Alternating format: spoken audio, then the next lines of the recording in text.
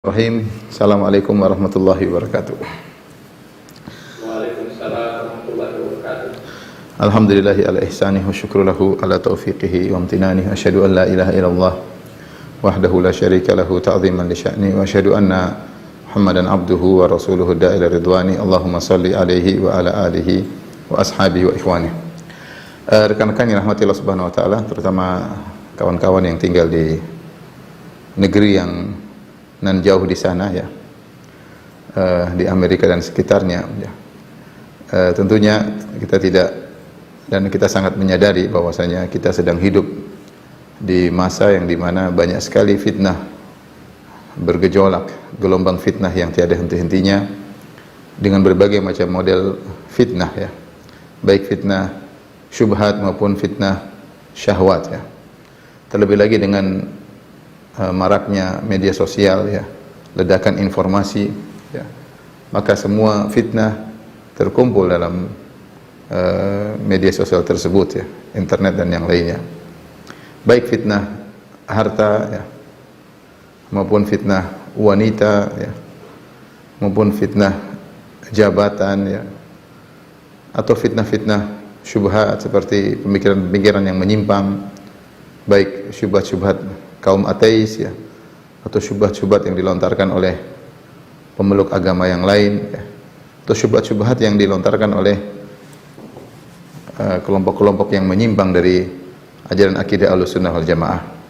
Ini semua benar-benar sedang bergejolak di zaman kita. Oleh karenanya sungguh benar sabda Nabi sallallahu alaihi wasallam ya, bahwasanya di zaman sekarang ini al-qabid ala dinihi kal-qabid alal jamr. Seorang berpegang teguh dengan agamanya seperti seorang yang memegang bara api ya, seperti orang memegang bara api. Tidak mudah kita menjalankan Islam dengan secara totalitas. Kalau kita jalankan Islam dengan setengah-setengah, yang enak kita jalankan, yang tidak cocok kita tinggalkan, maka itu semua orang bisa melakukannya ya. Ya, semua orang bisa melakukannya. Ini kayaknya mudah saya jalankan. Ini yang susah ya saya langgar. Maka orang katakan ini Islam fleksibel, padahal itu Islam yang tidak benar ya. Kalau cara menjalankan Islam seperti ini, yang enak kita kerjakan, yang tidak sesuai dengan hawa nafsu kita langgar, maka mudah memang. Tapi bukan itu yang Allah inginkan dari kita. Allah mengatakan, ya udkhulu fis silmi kafah. Masuklah kalian dalam Islam secara totalitas. Yaitu jalankan syariat Islam yang sesuai dengan keinginan kalian, dan itu banyak syariat yang menyenangkan kita maupun syariat yang tidak sesuai dengan hawa nafsu kita ya, syariat yang mungkin tidak sesuai dengan hawa nafsu kita tetap harus kita jalankan ya. Dan di zaman sekarang ini fitnah di mana-mana ya. Jangan kita bicara tentang tempat tinggal kita yang mungkin di lokasi fitnah, di negeri non muslim misalnya. Kita tinggal di negara-negara Islam pun banyak fitnah. Tinggal di negara Islam pun banyak fitnah. Bahkan fitnah tidak perlu kita keluar rumah. Dalam rumah sementara kita memegang HP dan kuotanya belum habis, berarti fitnah masih ada di tangan kita. Tinggal kita buka atau tidak. Dan begitu mudahnya diakses. Begitu mudahnya diakses. Sebagaimana dalam hadis Nawas bin Sam'an yang diriwayatkan Imam Ahmad, di mana Rasulullah SAW menggambarkan bahwasanya pintu-pintu fitnah sangat banyak. Pintu-pintu fitnah sangat banyak. Kemudian Rasulullah SAW mengatakan bahwasanya di depan pintu-pintu tersebut suturun murkhah, yaitu ada semacam pintu tersebut ditutup dengan kain gorden yang terurai ya, sehingga dibuka sangat mudah. Ketika seorang tertarik, kepo, ingin membuka gorden tersebut yang sangat mudah dibuka, maka ada yang menasihati, ya Abdullah, ya wahai hamba Allah, la taftahu, jangan kau buka gorden tersebut. Innaka in taftahu talijhu, kalau kau buka gorden tersebut kau akan masuk. Kau akan masuk. Dan betapa banyak orang-orang yang buka gorden-gorden tersebut kemudian masuk dalam gelombang-gelombang fitnah. Dan terkadang fitnah tidak perlu kita keluar rumah, dalam rumah kita sendiri ada fitnah. Inna min azwajika wa auladika inna ya ayyuhalladzina amanu inna min azwajikum wa auladikum aduwwan lakum fahdharuhum Wahai orang beriman, sungguhnya di antara istri kalian, di antara anak kalian ada yang menjadi musuh kalian, maka waspadalah. Maksudnya apa? Terkadang seorang lelaki, seorang suami, ya, terjebak dalam fitnah tidak di luar rumah, dalam rumahnya. Dia saking sayang sama istrinya, akhirnya istrinya bawa dia kepada perkara-perkara yang haram. Atau saking sayang kepada anaknya sehingga dia malah terjerumus perkara-perkara yang haram. Atau sebaliknya, seorang wanita yang di bawah kekuasaan suaminya dan suaminya membawa dia kepada neraka jahanam. Oleh karenanya kalau kita bicara tentang model-model fitnah, pintu-pintu fitnah, ya, maka fitnah sangat banyak di sekitar kita, bahkan dalam rumah kita, bahkan dalam genggaman kita. HP situ sumber fitnah. Terus bagaimana cara kita untuk bisa bertahan sampai ajal menjemput? Ini yang perkara yang sangat berat, yang merupakan PR bagi kita semua. Karena tidak seorang pun dari kita yang tahu bagaimana penghujungnya. Wa ma tadri nafsum madza taksibu ghadan. Tidak satu jiwa pun tahu apa yang akan dilakukan besok. Betapa lagi ternyata hati kita sangat mudah berbolak-balik. Dalam satu hadis Nabi sallallahu alaihi wasallam bersabda, la qalbu ibni Adam asyaddun qilaban minal qidr idza ijtama'at ghulyan. Yang artinya sungguh qalbu anak Adam tersebut, qalbu anak Adam, hati anak Adam sangat mudah berbolak-balik, lebih daripada gejolaknya panci yang terisi air yang sedang mendidih. Air beriak ketika mendidih, bergejolak, berubah-ubah. Yang di atas naik ke turun ke bawah, yang bawah naik ke atas, yang kanan ke kiri, terus bergejolak.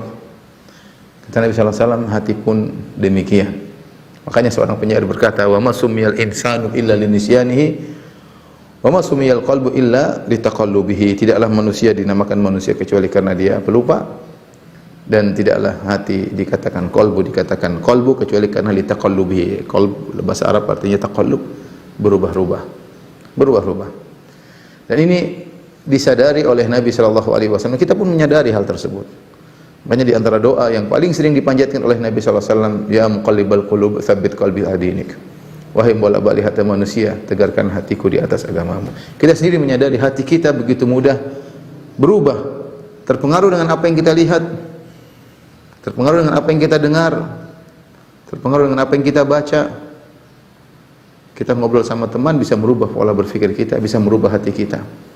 Yang tadinya hati begitu kokoh, tiba-tiba kecanduan syahwat, mudah terjadi. Ya. Hati sangat lemah, mudah berubah-ubah. Ya. Ini menegaskan kepada kita untuk semakin waspada dalam menghadapi gelombang fitnah yang ada di sekitar kita. Terutama kawan-kawan yang tinggal di negeri non-muslim, saya rasa fitnah di sana lebih besar daripada fitnah di sini. Tapi dimanapun kita berada, hanya Allah yang bisa menyelamatkan kita. Ada orang yang tinggal di sumber hidayah, tinggal di kota Madinah misalnya, tapi toh dia malah terjungkal di sana dari dulu sampai sekarang. Kalau kita lihat bagaimana orang-orang munafikin yang mereka tinggal di kota Madinah, yang mereka bertetangga dengan Nabi sallallahu alaihi wasallam, yang mereka melihat akhlak Nabi sallallahu alaihi wasallam, yang mereka menghadiri kajian-kajian Nabi sallallahu alaihi wasallam, yang mereka melihat mukjizat-mukjizat Nabi sallallahu alaihi wasallam, toh mereka tidak dapat hidayah. Mereka tidak dapat hidayah. Sebagian beriman kepada Nabi sallallahu alaihi wasallam, ya.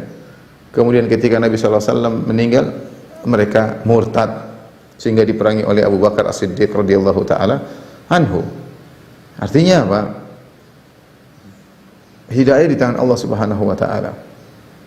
Seorang bisa jadi tinggal di daerah sumber hidayah, namun dia tidak dapat hidayah. Zaman sekarang demikian, tidak semua orang tinggal di kota Madinah kemudian jadi orang alim. Tidak. Di sana juga ada orang-orang yang tidak beres, ada orang-orang yang merusak, ada orang yang menyebarkan syubhat, ada orang yang melakukan maksiat, ya. Ada. Ya. Sebaliknya, bisa jadi seorang tinggal di tengah-tengah, ya, sumber fitnah, tapi Allah menjaganya. Allah menjaganya, ya. Oleh karenanya, ikhwan dan akhwat rekan yang Allah Subhanahu wa taala, ya, tentu kita harus waspada, terutama rekan-rekan yang tinggal di Amerika dan di sekitarnya. Tentu kewaspadaan lebih harus ditingkatkan. Kalau Nabi SAW pernah bersabda, "Ana bari'un min muslimin yuqimu baina adhuril musyrikin." Aku berlepas diri dari seorang mukmin, seorang muslim yang tinggal di tengah-tengah orang-orang musyrik. Kenapa? Para ulama jelaskan.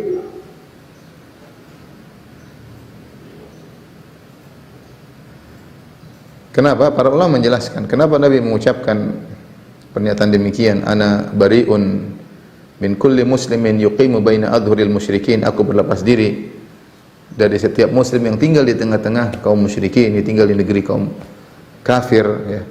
Kenapa? Karena terpengaruhnya seorang dengan bi'ah, dengan lingkungannya sangat mudah. Sangat mudah. Kita menyadari hal tersebut. Pergaulan, interaksi, ya. Sangat mudah. Apalagi kita memposisikan diri kita di bawah, sementara yang kita interaksi orang yang kita kagumi dari sisi dunianya, dari sisi teknologinya, membuat kita semakin mudah terbawa. Oleh karenanya para ulama menyebutkan tentang kisah Bani Israel. Kenapa mereka sudah diutus kepada mereka Nabi Musa alaihissalam, kemudian mereka diselamatkan oleh Allah melewati Laut Merah, ya. Begitu selamat di Laut Merah, tiba-tiba mereka minta untuk dibuat sesembahan selain Allah, ya. Sehingga mereka mengatakan, ya, ij'al lana ilahan kama lahum aliha wa jawazna bi bani Israil al-bahra. Kami menyelamatkan Bani Israel sehingga mereka melewati lautan. Wa atau ala qaumin yaqufuna ala asnamin lahum. Tiba-tiba mereka melewati suatu kaum yang sedang nongkrong di berhala-berhala mereka. Qalu ya Musa ja'alana ilahan kama lahum alihah. Tiba-tiba mereka berkata, "Wahai Musa, jadikanlah bagi kami sesembahan-sembahan sebagaimana kaum itu punya sembahan-sembahan." Qala innakum qaumun tajhalun. Kata Nabi Musa, kalian sungguh adalah orang-orang yang jahil.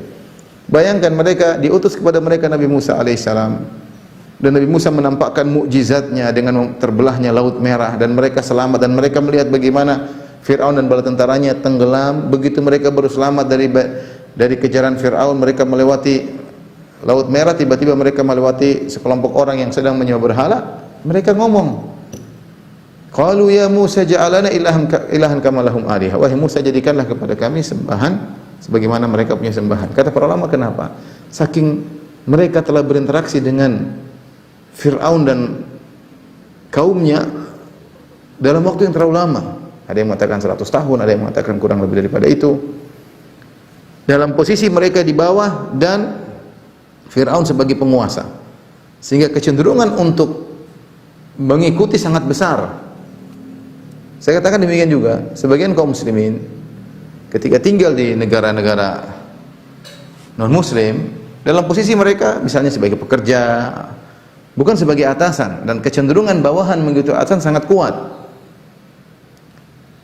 Dan ini tidaklah saya menyampaikan hal ini karena saya sayang kepada kawan-kawan yang tinggal di sana. Mereka benar-benar harus waspada, ya. Kita bagaimana tahu kehidupan di Eropa, ya. Kita yang pernah mampir sebentar lihat bagaimana kehidupan mereka, ya. Maka benar-benar seorang harus waspada. Bukan hanya waspada tentang dirinya, dia juga bukan tugasnya hanya menahan diri dan menghadapi gelombang-gelombang fitnah untuk dirinya saja, bahkan dia juga harus berpikir bagaimana dia menghadang gelombang-gelombang fitnah terhadap istrinya dan terhadap anak-anaknya yang akan tumbuh sebagai generasi setelah dia tiada. Dia ingin anak-anaknya menjadi generasi orang-orang yang soleh, yang mendoakan dia setelah dia meninggal, bukan generasi yang kemudian hilang hawiyahnya, identitasnya sebagai seorang muslim yang benar karena terpengaruh dengan lingkungan sekitar, beradaptasi dengan teman-temannya. Maka seorang waspada. Semakin dia berada di lokasi fitnah, maka dia semakin harus waspada, ya. Kita tidak pungkiri bahwasanya di negeri-negeri tersebut muncul sebagian orang-orang alim, ya. Ya, kita dapati sebagian orang alim muncul dari negeri-negeri tersebut, ya. Ada orang kokoh imannya, ya, mereka dihadapkan dengan ujian berat, iman mereka semakin kuat. Namun potensi untuk menjadikan seorang tenggelam dalam fitnah lebih besar ketika dia berada di negeri non muslim. Maka ini memberi penegasan kepada kawan-kawan untuk lebih waspada ketika tinggal di negeri-negeri tersebut, untuk benar-benar menjaga iman mereka sampai ajal menjemput. Taib ikhwan dan akhwat yang rahmatillah subhanahu wa ta'ala, apa sih sarana-sarana, wasail atau wasilah-wasilah yang membantu kita untuk bisa kokoh, tegar di tengah lautan fitnah ya.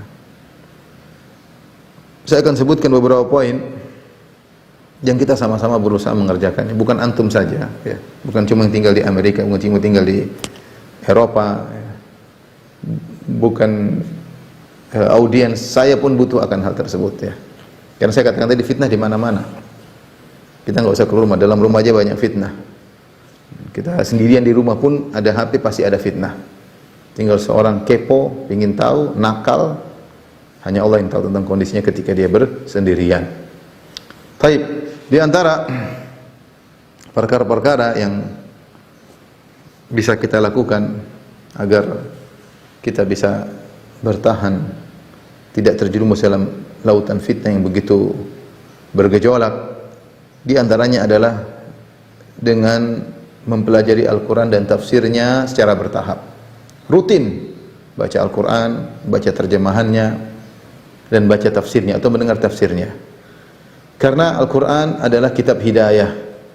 Al-Quran memberi cahaya dalam hati seseorang, menjadikan dia semakin kokoh, tegar di atas agamanya, di atas akidahnya. Allah Subhanahu wa taala berfirman dalam surat Al-Furqan ayat 32 dan ayat 33 ya. Saya tulis di sini ya. Sebab-sebab atau sarana-sarana tegar di tengah lautan fitnah. Fitnah syubhat dan syahwat.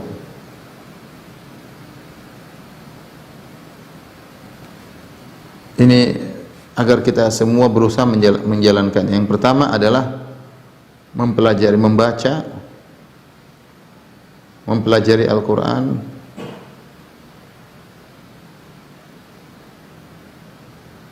secara bertahap. Baca Al-Quran, baca terjemahannya, dengarkan tafsirnya. Allah berfirman dalam Quran surat Al-Furqan surat ke-25 ayat 32 sampai 33. 32 sampai 33. Kata Allah Subhanahu wa taala, "Wa qala alladziina kafaru laula nuzzila 'alaihi al-Qur'anu jumlatan wahidah." Berkata orang-orang kafir, yaitu kaum musyrikin Arab, "Laula nuzzila 'alaihi al-Qur'anu jumlatan wahidah." Seandainya Al-Qur'an itu turun kepada Muhammad sekaligus, langsung 30 juz. Mereka ingin demikian. Kenapa turun sebagian, turun lagi sebagian, sebagian ayat terus begitu mengiringi kehidupan perjalanan Nabi sallallahu alaihi wasallam. Allah mengatakan, kenapa Allah turunkan secara munajjaman? Kata Allah Subhanahu wa taala secara bertahap, "Kadzalika linutsabbita bihi fuadak." Kadzalika linutsabbita bihi fuadak. Kami turunkan Al-Qur'an secara bertahap. Kadzalika linutsabbita bihi fuadak.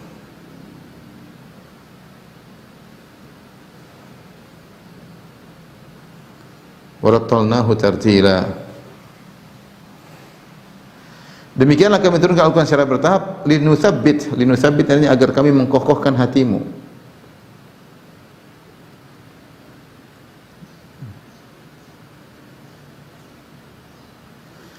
Maka saya bilang tidak ada di zaman sekarang ini yang membuat kita tegar di atas iman. Kecuali dengan banyak baca Quran, tapi bukan cuma baca doang. Kita baca Al-Quran, baca terjemahannya, kita berusaha memahami tafsirnya. Itu di antara sarana paling membuat kita tegar dan kokoh. Karena kita baca Quran, kita banyak hal tentang alam akhirat yang kita baca, tentang keimanan, tentang malaikat, tentang Allah, tentang kuasa Allah, tentang kisah-kisah, tentang perumpamaan-perumpamaan. Subhanallah, kita tenggelam dalam lautan iman. Kita hadapi lautan fitnah dengan lautan iman. Tetapi tadi terus-menerus. Jadi masalah kita ini hidup di zaman kita jarang baca Al-Quran. Kalau baca Al-Quran tidak baca terjemahnya, tidak baca tafsirnya. Zaman sekarang saya sering sampaikan, zaman sekarang semua kita baca. Berita olahraga kita baca, apalagi sekarang banyak olahraga, lomba ini, lomba inilah, event anu. Banyak sekali waktu kita mengikuti event tersebut. Ini pesertanya mulai berdatangan, kita lihat si fulan, mulai pemanasan, nonton terus, habis waktu. belum pertandingannya, belum babak penyisihan, belum babak semifinalnya, belum babak finalnya, belum apa yang terjadi setelah finalnya. Dan olahraga banyak sekali. Ya kita harus pandai bagi waktu, kalau tidak maka waktu kita akan habis. Olahraga kita baca, berita politik apalagi tidak pernah ada habisnya. Setiap detik terjadi perubahan politik. A jadi B, B jadi C, C jadi Z ya. Tidak ada henti-hentinya. Berita artis juga kita lihat, berita perang apalagi sekarang kita lihat melulu. Ukraina lawan Rusia, belum lagi komentar Amerika, NATO dan macam-macamnya ya. Kita semuanya baca. Ya. Masalahnya kita nggak baca Al-Quran, itu masalahnya. Semuanya kita baca, semuanya kita punya ilmu tentangnya, meskipun hanya muktatofat, meskipun hanya secuil-secuil, tapi kita bicara Al-Quran, jarang yang baca. Jarang yang baca. Hari-hari dilewati begitu saja tanpa ada lembaran yang kita baca. Bagaimana kita mau tegar di atas iman? Rasulullah SAW diturunkan Al-Quran oleh Allah secara bertahap. Buat apa? Linutsabbita bihi fuadak, agar kami kokohkan imanmu wahai Muhammad. Ya. Kalau Allah turunkan secara sekaligus selesai, tapi Allah turun bertahap. Sehingga nuansa iman terus ada dalam hati Nabi sallallahu alaihi wasallam. Datang ayat, kemudian datang lagi ayat berikutnya, ada kejadian turun ayat lagi. Terus demikian. Maka harus ada waktu setiap hari kita baca Al-Qur'an, kita renungkan maknanya. Itu di antara hal yang paling kuat agar kita bisa tegar iman. Kenapa? Dalam Al-Quran isinya semua keimanan. Sumber iman di mana? Al-Quran. Mau mencari iman di mana? Ya. Tidak ada. Jangan mau tegar iman baca buku filsafat, baca buku hukama, ya. Jangan baca buku ini, teori ini, buku. Tidak, mau bahagia, mau tegar di atas keimanan, mau kokoh baca Al-Quran. Jadi bukan sekedar baca terjemahannya. Ya. Allah berfirman, "Inna hadzal Qur'ana yahdi lillati hiya aqwam." Sungguhnya Al-Qur'an memberi petunjuk kepada yang terbaik.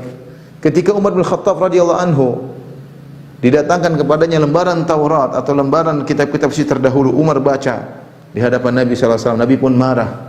Kata Nabi sallallahu alaihi wasallam, "Amutahawwikuna anta ya ibnal Khattab?" Kau ragu? Cukup dengan Al-Qur'an, tidak perlu mencari hidayah dengan yang lainnya. Bahkan Nabi mengenaskan, "Lau kana Musa hayyan ma wasi'a ila tibai." Kalau Nabi Musa masih hidup, tidak boleh bagi dia kecuali ikut aku. Sumber hidayah. Alif lam mim dzalikal kitabu la raiba fihi hudal lil muttaqin. Inilah kitab suci, tidak ada keraguan di atasnya. Hudal lil muttaqin, petunjuk bagi orang yang bertakwa. Jadi ini teori sederhana, baca Quran, tapi tinggal kita mau praktek atau tidak. Kita semua sibuk. Saya sibuk, antum sibuk, Mas Ardi sibuk, ya, kawan-kawan di Amerika, di Colorado, di mana-mana semuanya sibuk. Kita punya kegiatan, tapi tidakkah kita bisa sisihkan waktu 15 menit kalau memang berat baca Al-Quran sambil kita tenggelam dalam lautan iman dalam Al-Quran tersebut. Ini di antara hal yang buat kita sangat mudah untuk menjaga keimanan. Sekarang mudah, alhamdulillah, banyak kajian tafsir kita dengar. Satu hari satu kajian tentang pembahasan surah sambil kita buka Al-Quran. Mudah kita buka Al-Quran, kajian banyak ya, kajian ini, kajian itu, tapi di antaranya adalah kajian tafsir. Buka Al-Quran dengan tafsir tersebut. Ini di antara hal yang menambah keimanan kita. Kemudian di antara perkara yang membantu kita untuk bisa tegar di tengah lautan fitnah adalah membaca kisah-kisah para nabi yang ada dalam Al-Quran maupun yang lainnya. Allah Subhanahu wa taala berfirman dalam surat Hud ayat 120, ya. Kata Allah Subhanahu wa taala, "Wa kullan naqussu 'alaika min anba'ir rusuli ma nuthabbitu bihi fu'adak." Kata Allah, "Wa kullan naqussu 'alaika min anba'ir rusuli ma nuthabbitu bihi fu'adak." Dan kami ceritakan kepada engkau wahai Muhammad seluruh kisah-kisah para nabi, ya, yang dengan cerita tersebut kami kokohkan hatimu, yaitu kami kokohkan, kami tegarkan hatimu wahai Muhammad,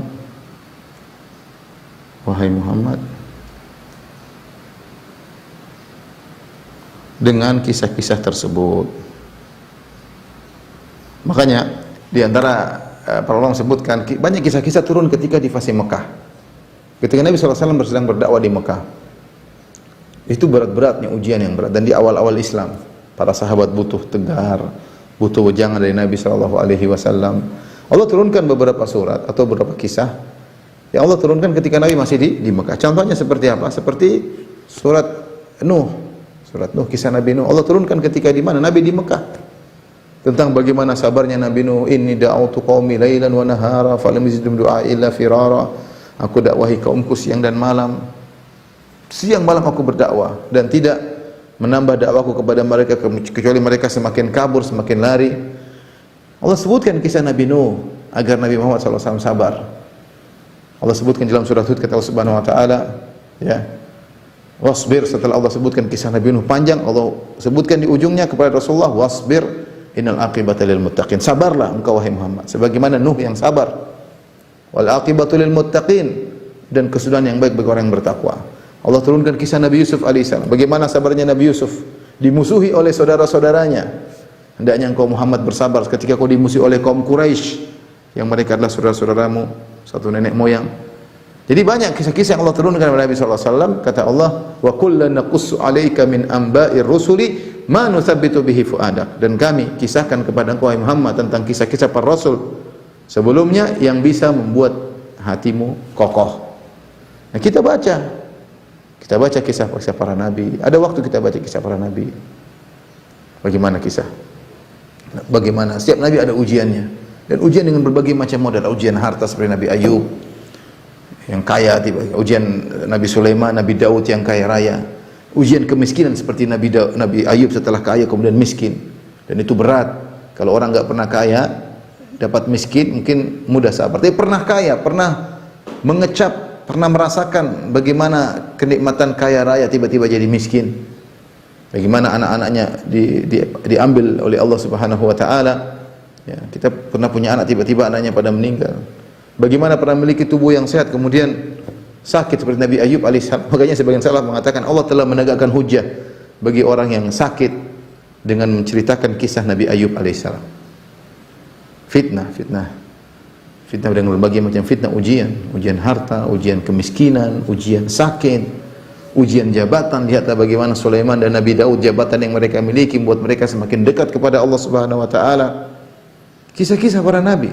Bagaimana Nabi Nuh diuji dengan berbagai macam ujian, kaumnya yang kurang ajar, diuji dengan istrinya yang kafir, anaknya yang kafir, berat. Allah sebut kisah-kisah.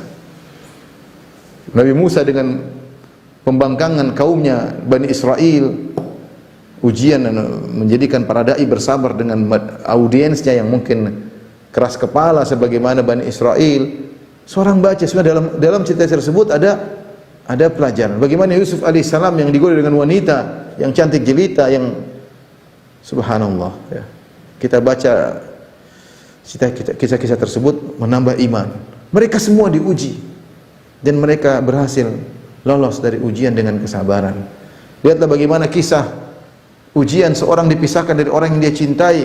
Lihatlah Nabi Yakub terpisah dari Nabi Yusuf, putranya yang sangat dia cintai, sampai dia terus menangis sampai akhirnya matanya buta bertahun-tahun, bahkan dia mengatakan puluhan tahun. Lihatlah Yusuf, anak yang kecil terbuang, dipisahkan dari ayahnya yang sangat dicintai, dipisahkan dari ibunya. Semua kisah-kisah Nabi luar biasa. Luar biasa. Bagaimana Maryam yang memiliki anak, merawat anak sendirian, ini bisa merawat anaknya sendirian, penuh kesabaran. Pelajaran, kisah-kisah para nabi penuh dengan pelajaran. Yang Allah jadikan kisah-kisah tersebut untuk menegarkan iman Nabi Muhammad SAW. Apalagi kita butuh dengan baca kisah-kisah tersebut. Bukan kemudian kita nonton film box office, nonton film Hollywood. Iman malah menguap iman kita. Film ini seri 1, seri 2, seri 3, seri 3, iklannya besar-besar di tengah. Di tengah kota iklannya. Anak-anak suruh nonton semuanya, kita pun ikut nonton. Bukan menambah keimanan, tapi semakin menghabiskan iman kita. Oleh karenanya seorang menyempatkan waktu untuk baca kisah-kisah para nabi, dengarkan kajian-kajian kisah-kisah para nabi. Kalau kita selesai baca kisah-kisah para nabi, baca kisah-kisah salihin, bagaimana perjuangan Imam Ahmad, perjuangan Imam Malik, Imam Abu Hanifah, Imam Syafi'i rahimahumullahu jami'an.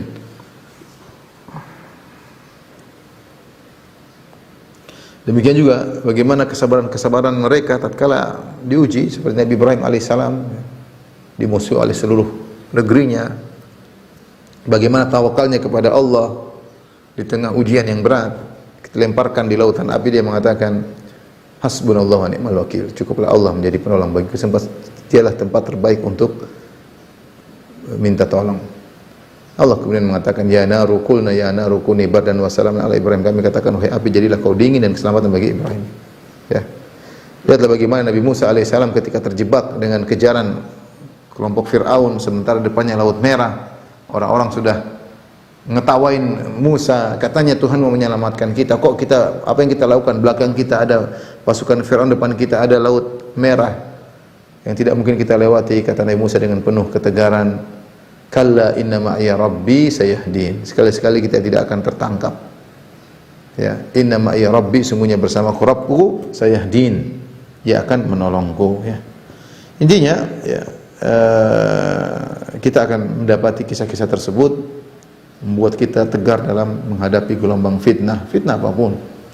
Contoh tadi sudah disebutkan fitnah wanita, ada kisah Nabi Yusuf.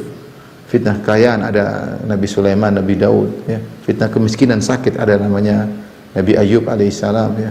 Fitnah istri yang kurang ajar Nabi Nuh alaihissalam. Fitnah anak yang membangkang ada Nabi Nuh alaihissalam. Banyak. Tinggal kita baca dan kita renungkan dan kita ambil pelajaran. Kemudian di antara hal yang membantu kita untuk bisa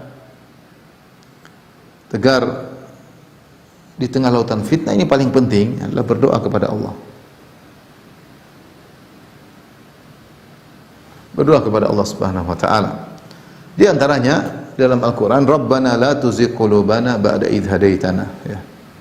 Perbanyak baca doa ini. Rabbana la tuzigh qulubana ba'da idh hadaitana wa hab lana min ladunka rahmah innaka antal wahhab. Ya Rabb kami, jangan kau palingkan hati kami setelah kau beri hidayah kepada hati kami.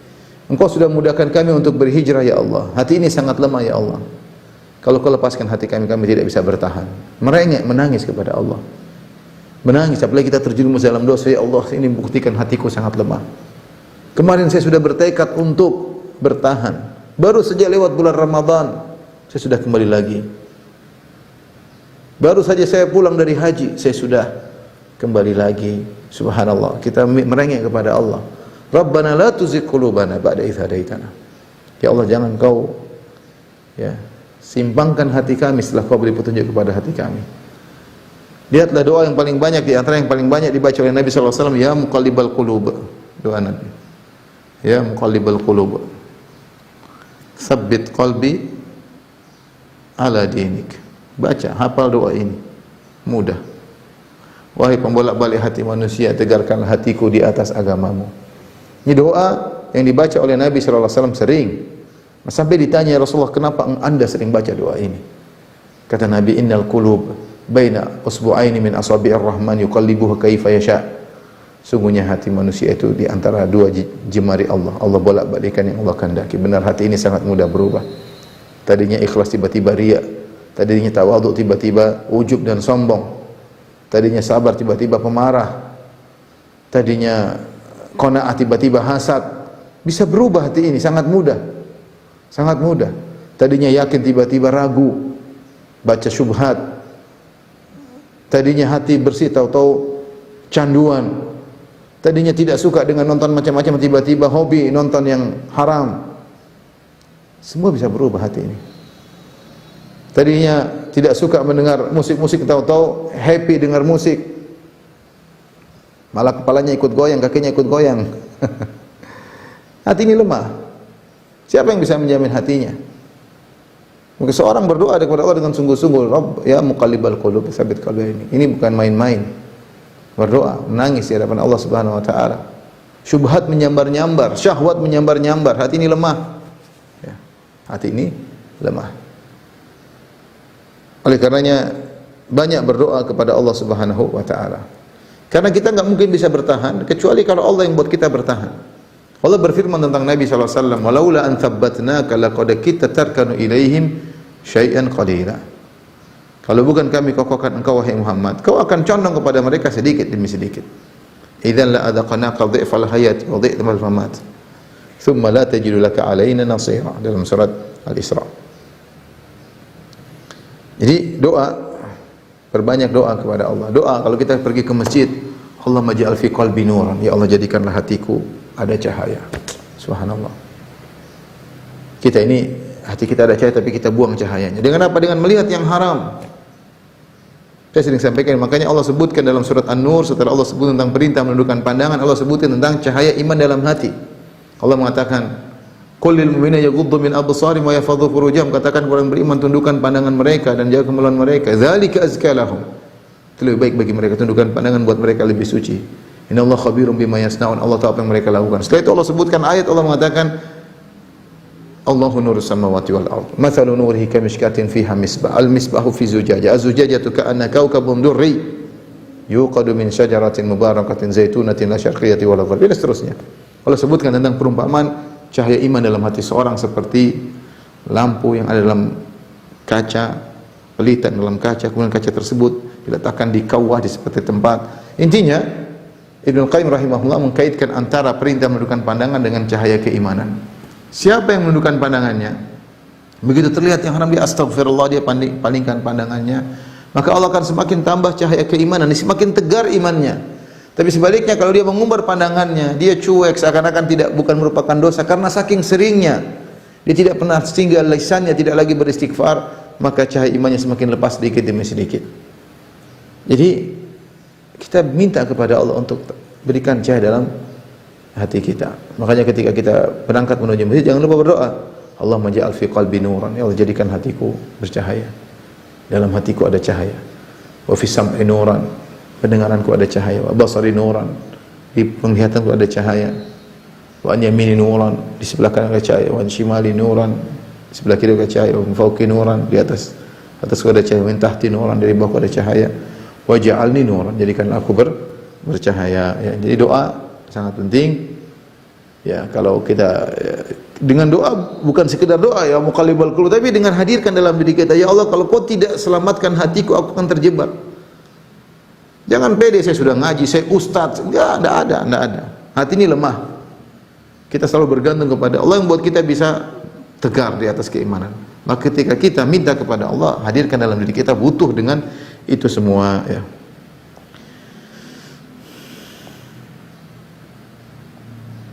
Di antaranya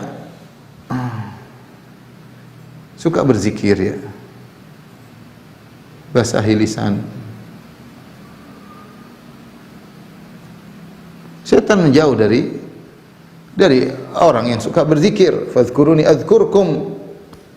Ingatlah, zikirlah kepada aku akan menyebut kalian. Secara khusus, pada spesifik Allah akan perhatian sama kita.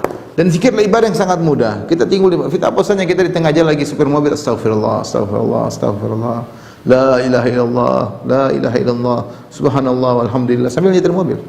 Subhanallah alhamdulillah wa la ilaha illallahu akbar, la haula wala quwata illa billah. Kita ingat Allah, Allah ingat kita. Kita ingat Allah, Allah ingat kita. Fadhkuruni adzkurkum. Sebut-sebutlah aku akan menyebut-nyebutmu. Ya. Man dzakarani fi nafsihi dzakartu fi nafsi. Siapa yang menyebutku dalam jiwanya, aku akan menyebutnya dalam jiwanya. Ya. Allah melakukan timbal balik. Kita ingat Allah, Allah akan ingat kita. Kalau sudah ingat kita, Allah akan jaga kita. Allah akan jaga kita. Ini ibadah yang sederhana tapi banyak orang tidak melakukannya. Padahal apalagi seperti di Jakarta yang sering macet di jalan, ya ini zikir subhanallah. Dalam mobil kita manfaatkan waktu berzikir, kayak zikir pagi petang, kayak baca Quran, kayak kita manfaatkan waktu dalam mobil untuk berzikir daripada kita melewati waktu, umur kita habis tenggelam dalam kemacetan sehingga kita terbuang-buang umur tanpa ada manfaat. Jangan jadi seorang melamun, tak tahu melamun, mikir apa, enggak ada yang kerjaan. Daripada Anda melamun, lebih baik Anda berzikir kepada Allah Subhanahu wa taala. Kemudian jangan lupa bahwasanya di antara wasilah sarana untuk kokoh adalah belajar agama, belajar akidah yang benar. Belajar akidah yang benar. Kita sekarang hidup di zaman orang berbicara agama seenaknya, menghalalkan seenaknya. Ya, mau ini mau anu, kita bisa goyang ya. Dia adalah orang liberal, menghalalkan berbagai macam hal dengan dalil.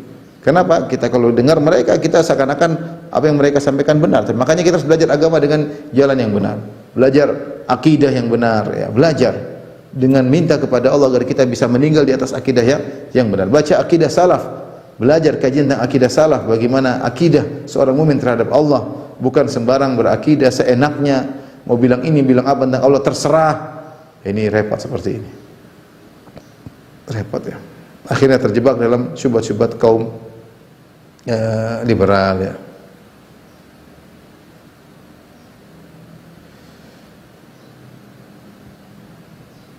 Kemudian di antara sebab agar kita bisa tegar ya. 6 adalah masuk dalam rel dakwah.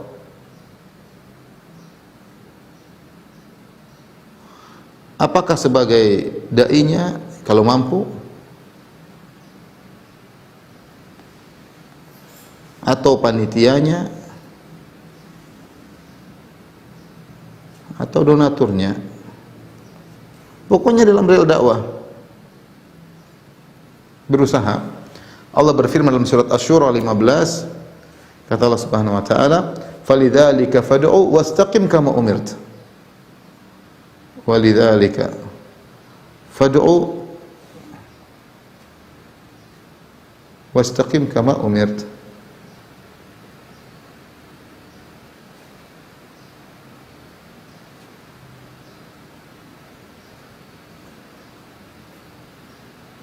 Karenanya berdakwahlah, fad'u maksudnya berdakwahlah. Oleh karenanya berdakwahlah, wastaqim kama umirt, dan istiqomahlah sebagaimana kau diperintahkan.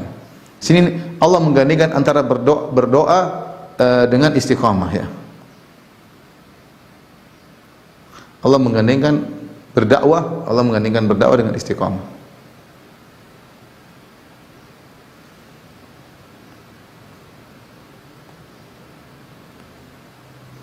Karena kalau seorang berkecimpung dalam medan dakwah, membantu dia untuk istiqamah.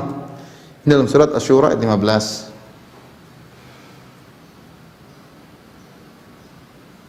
Saya ulangi, karena orang kalau berkecimpung dalam bidang dakwah, dia akan istiqamah. Seperti saya dai, ketika saya menyampaikan, pertama yang saya dakwai diri saya sendiri. Saya ingatkan diri saya atas kesalahan-kesalahan yang saya lakukan agar saya kembali. Saya ingatkan diri saya agar saya bisa tegar di atas jalan yang sedang saya tempuh. Dan dengan saya belajar, saya akan terbuka bagi saya cakrawala kebaikan-kebaikan yang sebelumnya mungkin saya tidak tahu. Jadi seorang berusaha. Kesibukan ini banyak, nggak ada hentinya kesibukan kita ini. Kalau kita tidak manfaat waktu kita untuk yang baik, maka akan terjebak dalam hal yang tidak bermanfaat. Ya. Makanya dikatakan al-waqtu kasayf illam taqta'hu qata'aka. Waktu itu seperti pedang, kalau kau tidak patahkan pedang tersebut, kau akan ditebas oleh pedang tersebut. Umur kalau tidak kita gunakan untuk yang bermanfaat, kita akan terjebak pada perkara yang tidak bermanfaat. Demikian. Maka di antara perkara yang bermanfaat, kita terjunkan diri kita dalam rel dakwah. Sebagai dai-nya kalau memang punya kemampuan, punya ilmu kafaah, mempunyai kapasitas ilmu agama yang kuat, maka silakan berdakwah. Kalau tidak, maka sebagai penyambung, sebagai donaturnya, sebagai panitianya, sebagai yang mengkoordinasinya, terserah. Yang penting berusaha dalam rel dakwah. Dan orang yang masuk dalam rel dakwah itulah orang yang merupakan pengikut Nabi yang sesungguhnya ya.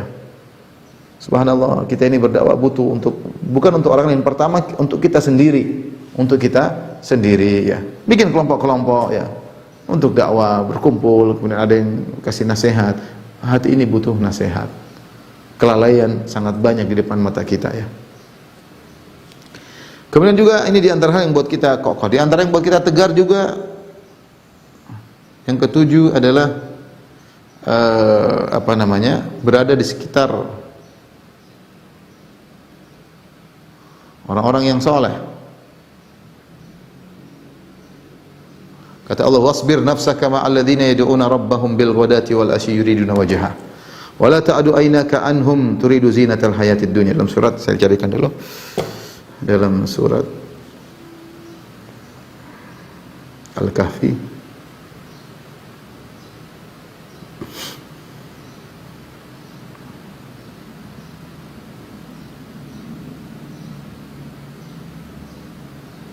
ayat 28.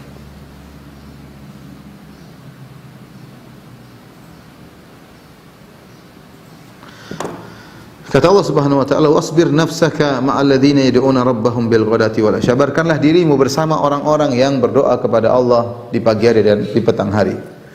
Jadi Rasulullah pun disuruh oleh Allah untuk bersabar, bergabung dengan orang-orang yang sedang beribadah kepada Allah. Kita butuh teman. Jangan bersendirian. Kalau kita sendirian, setan mudah menggoda kita. Kita butuh teman. Bikin komunitas pengajian, kayak komunitas belajar bahasa Arab, kayak komunitas apa kayak yang buat kita punya teman-teman kita sehingga kita merasa bersama. Ada teman-teman yang siap untuk menasihati kita, itu di antara sarana yang buat kita bisa tegar di atas gelombang fitnah. Dan kita sampaikan sama teman kita ketika bertemu, kamu jangan pekewu sama saya. Kalau saya salah tolong tegur. Ini saya bebankan amanah kepada kamu. Kalau saya salah tolong tegur. Jangan kita bergaul sementara kita pasang high profile sehingga orang nggak enak menegur. Kita low profile, kalau kita salah kasih tahu. Dan kita membuka diri untuk siap dinasihati. Ini sangat penting karena teman itu yang bisa melihat kesalahan kita. Terkadang kita tidak bisa melihat kesalahan kita, teman kita bisa melihat kesalahan kita. Dan kita sudah sampaikan pada dia, kalau saya punya kesalahan tolong tegur. Kalau ada kebaikan ajak saya, jangan kau biarkan saya sendiri. Demikian kita merasa saling kebersamaan, ya. Kita memupuk saling cinta di antara kita. Kalau teman kita susah, kita bantu dia. Kita perhatian sama dia, seperti itu. Itulah mulai muncul saling cinta karena Allah Subhanahu wa taala. Itu, dan kita bahagia kalau punya teman-teman yang bertakwa kepada Allah. Saat kita sulit ada teman yang menemani. Ya, seperti itu. Ini kita sangat butuhkan agar kita bisa tegar di atas ya iman di tengah gelombang-gelombang fitnah. Kemudian jangan lupa juga, kalau ada waktu kita berusaha mengenal kebatilan. Selain kita belajar tentang akidah yang benar, belajar tentang pemikiran yang keliru untuk kita jauhi.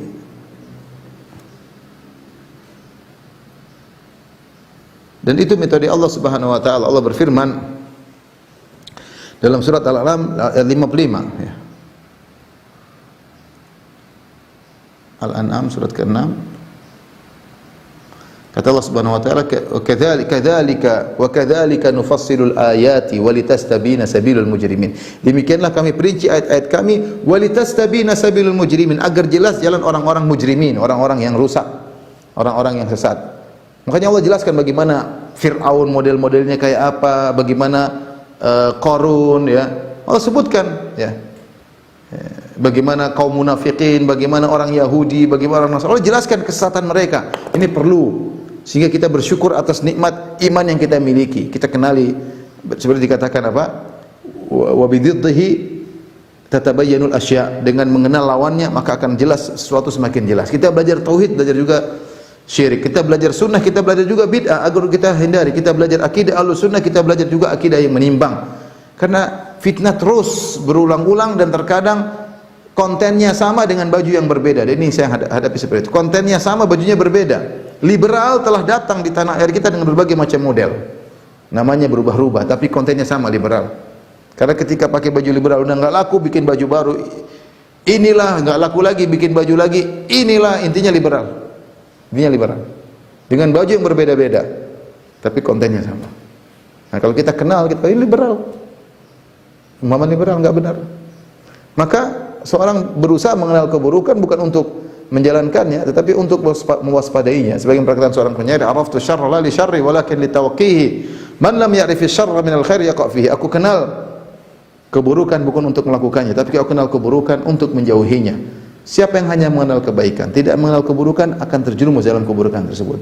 Tidak pati sebagian seorang di atas sunnah tahu-tahu terjebak dalam bid'ah, tahu-tahu maksiat lagi, tahu-tahu sudah mau diapain.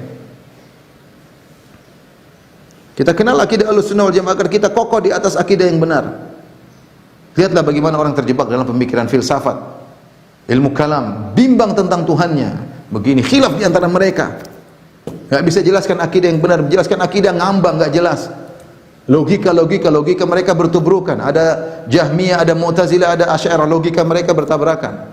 Repot. Sampai di antara mereka ada yang mengatakan, seandainya aku meninggal di atas akidah nenek-nenek Naisabur. Kadang-kadang kita dapati orang awam akidahnya kokoh, yakin. Sementara kita dapati sebagian orang yang terjebak dalam ilmu kalam ragu. Dan inilah yang kemudian dijadikan sarana oleh orang liberal untuk melegalkan, ya, dengan filsafat-filsafat yang ada untuk melegalkan, ya, pemahaman mereka.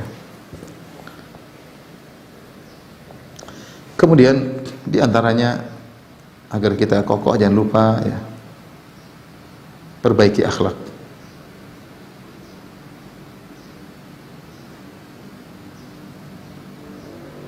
Ini datang dalam hadis Sahih Muslim. Hadis Sahih Muslim.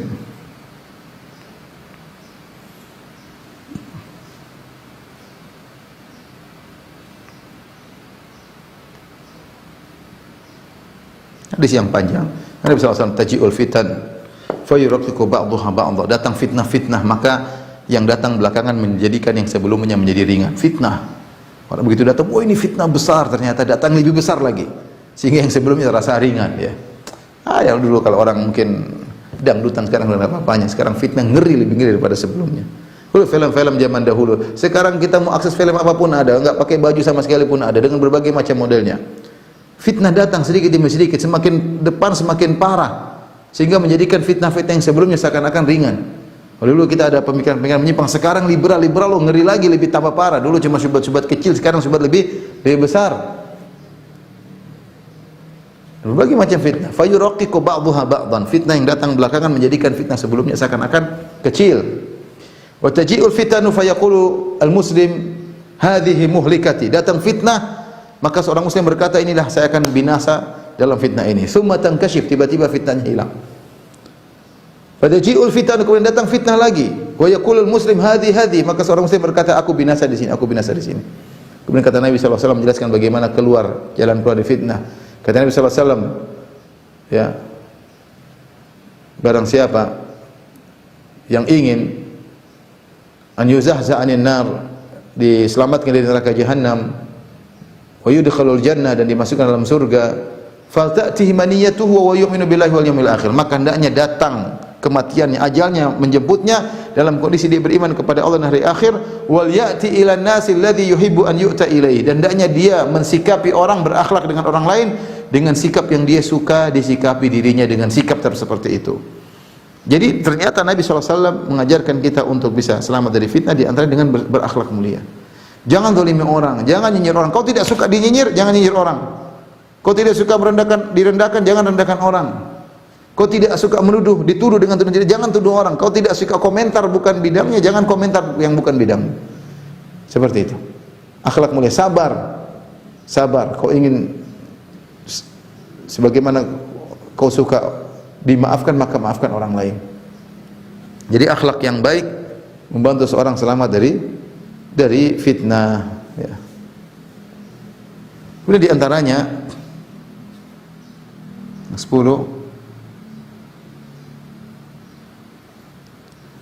suka merenungkan akhirat. Nikmat-nikmat surga. Sabar. Fitnah sudah jangan ikuti, ada syahwat jangan ikuti. Oleh kita ingat, subhanallah, kita mau minum khamar, nanti kita enggak minum khamar di akhirat. Kita mau berzina, waliyadzubillah, nanti kita enggak dapat bidadari. Kita makan haram, nanti kita di akhirat enggak dapat makan yang lezat di surga. Ya seperti itu. Kita mau mengumbar pandangan, nanti kita enggak lihat bidadari di akhirat.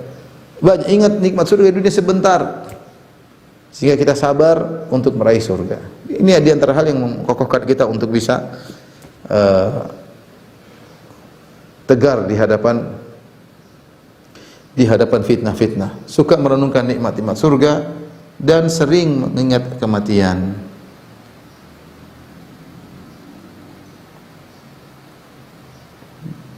Ingat bahwasanya kita akan dipanggil Allah Subhanahu wa taala, sehingga kita persiapan untuk bertemu dengan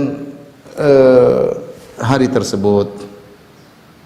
Yang terakhir saya katakan, jauhi fitnah. Kata Nabi SAW, as-sa'idu laman junnibal fitan. Sungguhnya orang yang bahagia adalah orang yang terjauhkan dari fitnah. Fitnah banyak tersebar, kita enggak ikut nimbrung sama sekali ya. Rasulullah SAW bercerita tentang fitnah, kata Rasulullah SAW, al-qa'idu fiha khairun minal qa'im, wal qa'imu fiha khairun minal mashi, wal masyu fiha khairun minas sa'i, man istashrafaha istashrafathu. Kata Nabi SAW ketika bagaimana sikap seorang menghadapi fitnah, yang duduk lebih baik daripada yang berdiri. Artinya yang semakin pingin kepo lebih berbahaya. Yang duduk lebih cuek lebih baik daripada yang berdiri. Yang berdiri masih lebih baik daripada yang berjalan menuju fitnah. Yang berjalan masih lebih baik daripada yang lari menuju fitnah. Siapa yang kepo terhadap fitnah, ingin tahu, maka dia akan tergeret oleh fitnah tersebut. Maka seorang berusaha untuk menjauhi fitnah sejauh-jauhnya. Dalam satu hadis kata Nabi sallallahu alaihi wasallam, "Yushiku an yakuna khairu malil muslim ghanamun." Hampir-hampir harta yang terbaik bagi seorang muslim adalah kambingnya yang dia bawa ke pegunungan. Yatba'u biha sya'afal jibal, dia bawa ke puncak-puncak gunung. Kemudian dia sibuk dengan kambingnya, gembalakan kambing, makan rumput-rumput. Ya. Yafirru bidinihi minal fitan. Dia selamatkan agamanya, lari daripada fitnah. Maka bukan kita semakin mendekat dengan fitnah, semakin banyak komentar, semakin banyak melihat, jangan. Kalau kita semakin banyak terjerumus berkecimpung dengan fitnah, kita akan jauh dari ibadah. Bukankah Nabi SAW bersabda, al ibadatu fil harji ka hijratin ilayya. Sungguhnya ibadah di masa-masa fitnah seperti beribadah, seperti berhijrah kepadaku. Pahalanya besar seperti berhijrah kepada Nabi, seperti berhijrah dari Mekah menuju Madinah. Bagi siapa orang yang sibuk ibadah di tengah lautan fitnah. Sibukan yang bermanfaat, yang bermanfaat privasi mau bermanfaat lakukan. Banyak hal fitnah di luar sana bukan kapasitas kita untuk berbicara, bukan kapasitas kita untuk mengomentari. Ya. Kita tahu secara global, tapi jangan detail-detail semua kita tahu secara detail, dan akhirnya waktu kita habis tidak sempat kita beribadah. Waktu habis komentar fitnah melulu. Tidak berzikir, tidak baca Quran, tidak salat malam, tidak sempat berbakti kepada orang tua, tidak sempat berbuat baik sama istri, anak-anak terbengkalai dan yang lainnya. Ini saja ikhwan dan akhwat yang dirahmati Allah Subhanahu wa taala yang saya sampaikan. Semoga bermanfaat. Kalau ada yang bertanya saya persilakan. Wallahu taala alam bisawab.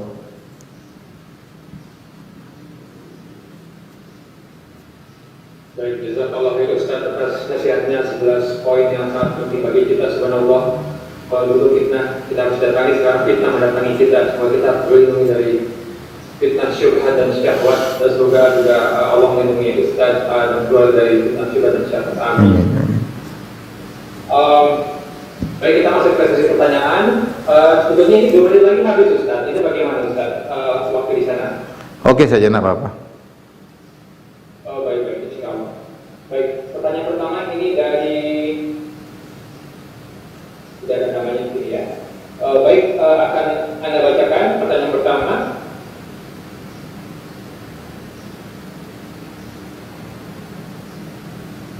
Bentar, ini Anda perbaiki dulu kalimatnya. Nah, saya ada di lingkungan yang baik, dan kita menyadari bahwa iman itu akan hilang karena kemaksiatan. Tapi sudah berusaha, tapi tetap terasa berat dan terus menerus galau dan tidak berdaya. Bagaimana Ustaz nasihatnya agar saya bisa terhindar dari lalai waktu Ustaz? Yang tadi, yang 11 poin tadi dikerjakan. 11 poin tadi ya.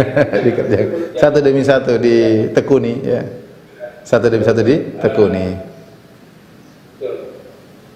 Jawabannya juga sudah ada. Kemudian alhamdulillah admin sudah share tadi resuminya di kolom chat.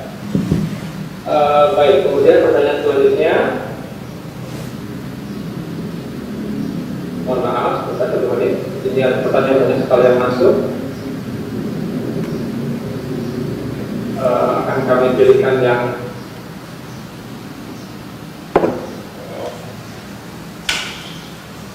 kita harus ada.